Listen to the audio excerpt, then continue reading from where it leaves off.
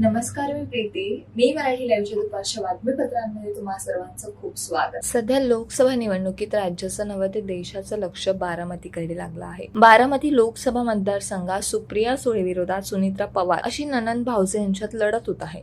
पवार कुटुंबातील अजित पवार आणि शरद पवार यांच्यात ही लढत होत आहे. या लढतीत अजित पवार यांच्या विरोधात संपूर्ण पवार कुटुंबीय उतरले आहेत. अगदी शरद पवार यांचे सक्के भाऊ श्रीनिवास पवार त्यांच्या विरोधात आहेत.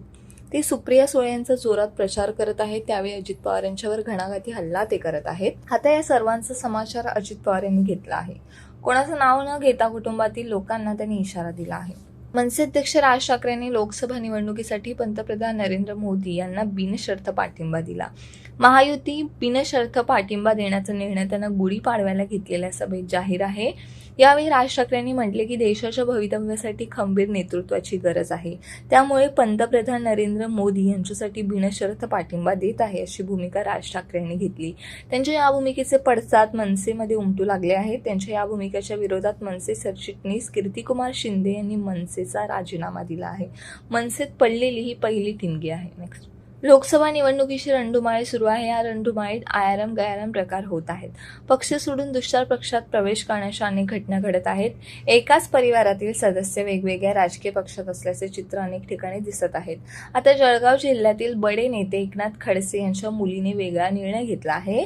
एकनाथ खडसे यांनी भाजपामध्ये प्रवेश करण्याचा निर्णय घेतल्यामुळे त्यांनी आपल्या सोशल मीडिया पेजवरून एकनाथ खडसे यांचा फोटो हटवला आहे. मनसे अध्यक्ष राज ठाकरे यांनी आज महायुतीला बिनशर्त पाठिंबा जाहीर केला. त्यांच्या या भूमिकेचं आता महायुतीच्या नेत्यांकडून स्वागत करण्यात येत आहे. तर दुसरीकडे काँग्रेसचे नेते तथा विधानसभेचे विरोधी पक्षनेते विजय वडेट्टीवार यांनी राज ठाकरेंवर तिखट शब्दात निशाणा साधला.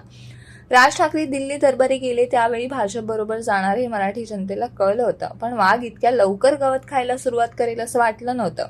वाघाची शेळी झाली, शेळी गवत खाईल असं राज ठाकरे यांचं भाजपामध्ये जाऊन होऊ नये. राज ठाकरे हा लढवय्या नेत्याने गुलामगिरीचे जोकड गळ्यात का घातले?